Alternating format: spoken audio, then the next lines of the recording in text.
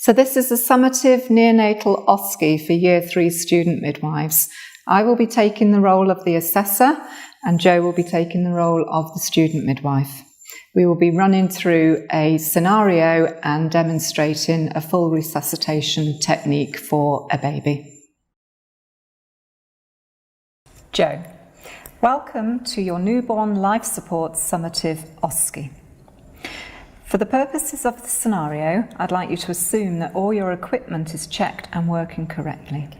I'm going to read you a scenario and then I would like you to demonstrate to me how you are going to resuscitate this baby.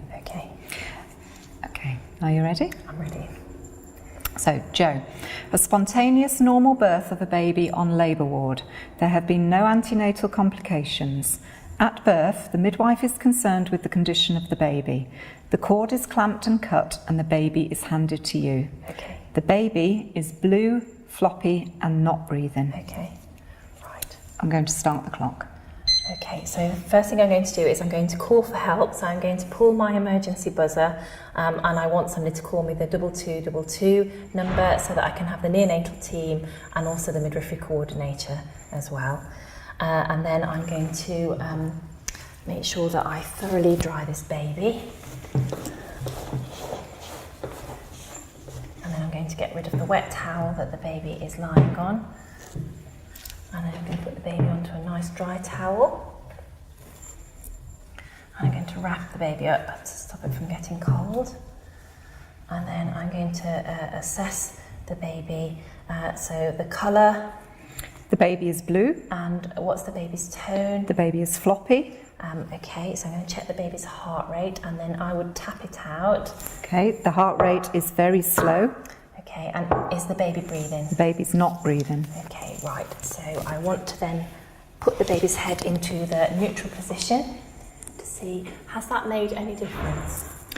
There's been no change. Okay, right, so I know I need to give this baby some inflation breaths. So I'm going to size the baby's mass. So I'm going to check to see the baby's size. That looks like a good fit. So I'm going to place that on there. And then I'm going to give the baby 5 inflation breaths in head in neutral position. So I'm going to use my C and E shape. So I'm going to give 5 inflation breaths which last 2 to 3 seconds each. So 1, 2, 3, off, 2, 2, 3, off, 3, 2, 3, off, 4, 2, 3, off, 5, 2, 3, off. So I'm going to reassess the baby now. What's the baby's colour, tone, breathing and heart rate, and did I see any chest movement? So, although you may have seen chest movement, for the purposes of this scenario, there was no chest movement. Okay. The baby is still blue, floppy and not breathing. The heart rate is still very slow. Okay, yeah, just check the stethoscope. Okay, right, so what I'm going to do now then is, so I could use a different airway position, but have I got any help yet? No, your help has not arrived yet. Okay, so what I'm going to do is then just check that neutral position is right, and then I'm going to reattempt and give 5 inflation breaths again. So I'm going to go 1, 2, 3, off, 2, 2, 3, off, 3, 2, 3, off, 4, 2, 3, off, 5, 2, 3, off. So I need to reassess the baby again now. So colour, tone, breathing, and I also need to check the baby's heart rate. Okay, so the baby is still blue, the baby is not breathing, the heart rate is still very slow. Did I see any chest movement? You saw chest movement. Okay, all right, that's great. So I've seen some chest movement.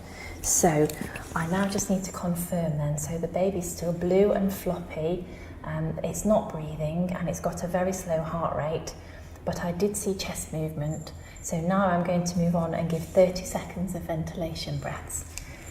So I'm going to roll the mask back over, hold the face mask onto the baby's face. The ventilation breaths are shorter, they last for 1 to 2 seconds, and I'm going to do this for 30 seconds. 1 second on, 1 second off, 1 second on, 1 second off. So that's 30 seconds. Okay, so after 30 seconds of ventilation breaths then, I really need to assess the baby again. So I'm going to ask you, what is the colour, tone, breathing and heart rate of the baby? And did I see any chest movement? Okay, so the baby is still blue, floppy, and the baby is not breathing. The heart rate is still very slow. Okay. You did see chest rise, and your help has now arrived. Oh, that's great. So because we now have got 5 successful inflation breaths into the baby and 30 seconds of successful ventilation breaths on the baby's heart rate is still very slow, so we need to give chest compressions. So could you help me, please? Yes. So for purposes of this, I will manage your baby's airway. Okay, thank you. So for my chest compressions, I'm going to use the encircling technique. So I'm going to put my thumbs on top of the baby's sternum, just below the nipple line, one on top of each other, and I'm going to compress by about 1/3. And I need to do a ratio of 3 compressions if you could do 1 ventilation. Okay. So 1, 2, 3. 1, 2, 2, 3. 1. I'm going to do this for 30 seconds before I reassess the baby. 2, 2, 3. 3, 2, 3. Assume that's now 30 seconds. Okay, right, so 30 seconds are up, so I'm just going to reassess the baby then. So what's the baby's colour, tone, breathing and heart rate? And did I see the chest move? So the baby is now slightly pinker. The baby is still floppy. Okay. The heart rate is now normal. Okay, that's good. But the baby is not breathing. Right, okay, so the baby's still not breathing, so we need to continue with ventilation breaths. Do you want me to continue with that? Okay. I need to continue with ventilation breaths, and I also need to do this for 30 seconds before I reassess the baby. I need to make sure that senior help is on its way. Okay, so you've now done ventilation breaths for 30 seconds, Joe. Okay, so we're going to stop the scenario there. Okay.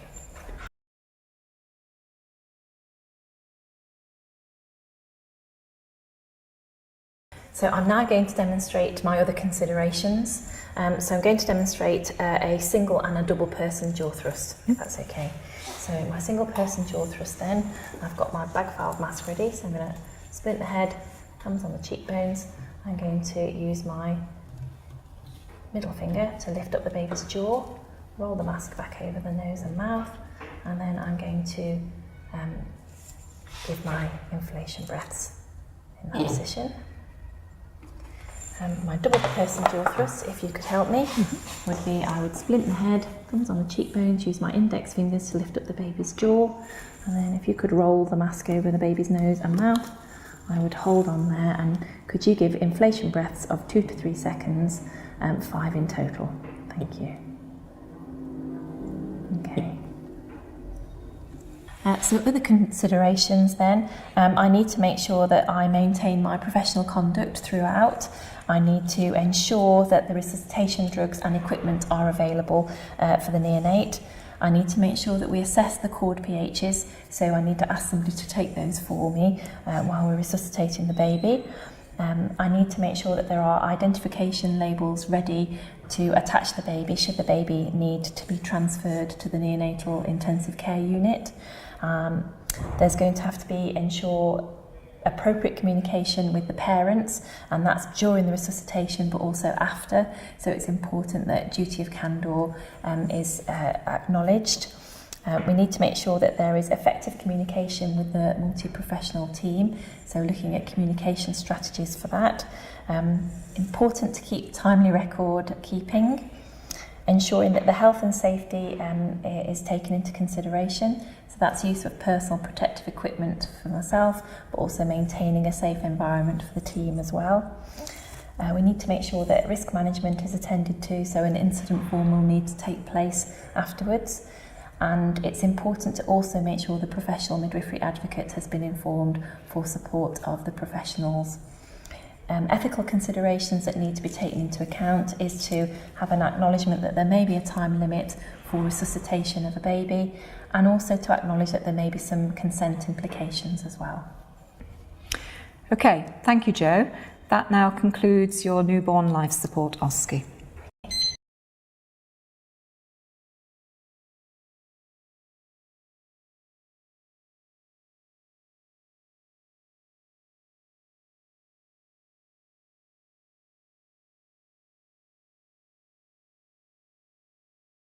So for the initial assessment of the baby, it's really important that the baby is dried thoroughly. The baby then needs to be taken off the wet towel, which is really important to do, and then placed on a dry towel to keep warm.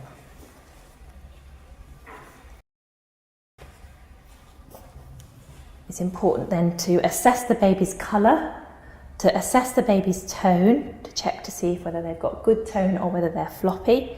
And it's also important to check the baby's heart rate and whether they're breathing or not. So checking the baby's heart rate, it's important to use a stethoscope.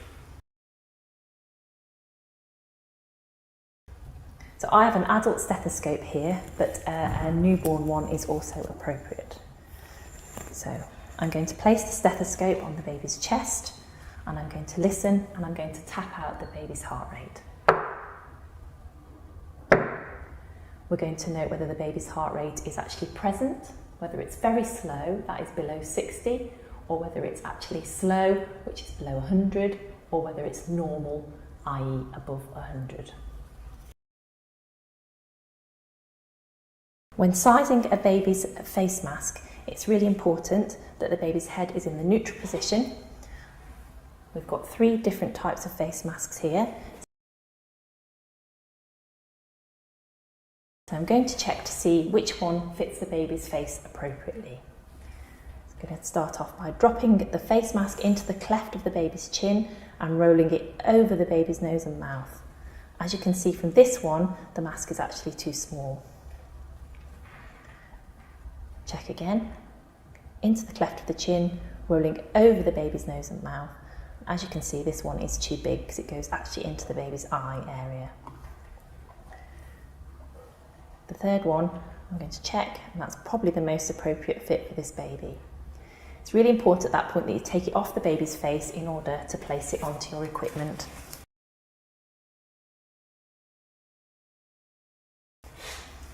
And then once it's been placed on properly, we would then correctly apply it to the baby's face again, rolling it over. It's really important next to hold the mask on appropriately, so we're going to use a C shape to hold the mask down onto the baby's face, and then we've got these 3 fingers here, which are shaped in an E, which we hold on to the baby's chin. With a slight chin lift up into the mask. And this is how then I'm going to deliver my air to the baby. It's very important that you squeeze the bag very slowly. Remember what you're trying to do and understand the physiology of trying to inflate the baby's lungs. So it's very important not to squeeze the mask too hard because you can cause damage to the baby's chest.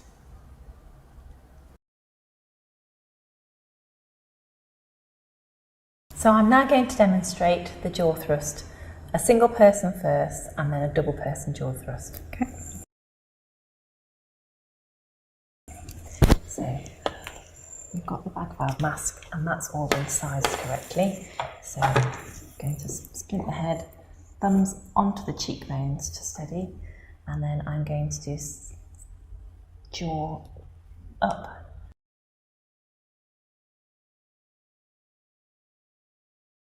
And then I'm going to roll the mask over the face of the baby, putting my 2 fingers on like that, and then I'm going to continue with my inflation press. So that's version 1. 2-person jaw thrust. So I'm going to splint the head, thumbs on the baby's cheekbones. I'm going to keep my index fingers free because this is version 1. I'm going to lift the jaw up into the air. You roll the mask onto the baby's nose and mouth, and I'm going to lift my fingers up into the 2 C shapes. And then you can continue with inflation breaths. So version 2 of the 2-person jaw thrust would be where I splint the baby's head, thumbs on the baby's cheekbones. I'm going to use my index fingers to lift the baby's jaw up. You roll the mask over the baby's nose and mouth, and then I'm going to bring my thumbs up comfortably to hold the baby's head in position while you give your inflation breaths. Position of hands when baby's head is in neutral position. It's all about the hands, thumbs and fingers. Picture demonstrates physiology of jaw thrust position. Note the mannequin's face covering removed to clearly display the jaw. Mask in position to show version 1 of 2-person jaw thrust, using 2 C-shaped thumb and fingers seen from above. Mask in position to show version 1 of 2-person jaw thrust, using 2 C-shaped thumb and fingers seen from side view. Version 2 of 2-person jaw thrust, using thumbs on the mask and index fingers for the jaw thrust.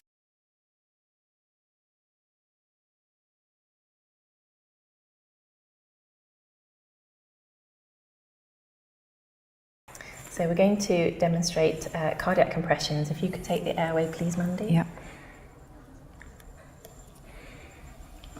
I'm going to use the encircling technique. So I'm going to find the nipples and go slightly below, and then I place one thumb on top of each other, and I'm going to compress the chest by about 1/3 of the depth, and then release because my recoil is equally important to allow the heart to refill with blood. And then you can do 1 ventilation, please. 1. And I can confirm I can feel the chest move. And then we're going to do that in a ratio of 3 compressions to 1 breath. So 1, 2, 3, 2, 2, 3, 3, 2, 3. I need to do this for 30 seconds before we reassess. Stop.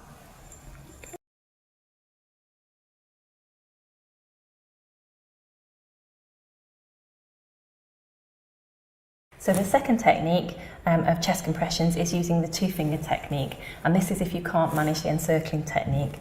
So Mandy, if you could take the airway, I'm going to place my 2 fingers in the same place just below the baby's nipple line on the sternum, and I need to compress in a nice straight line downwards by 1/3. So it's 1, 2, 3, 2, 2, 3, 3, 2, 3, 4, 2, 3, and once again that would be for 30 seconds before we would reassess.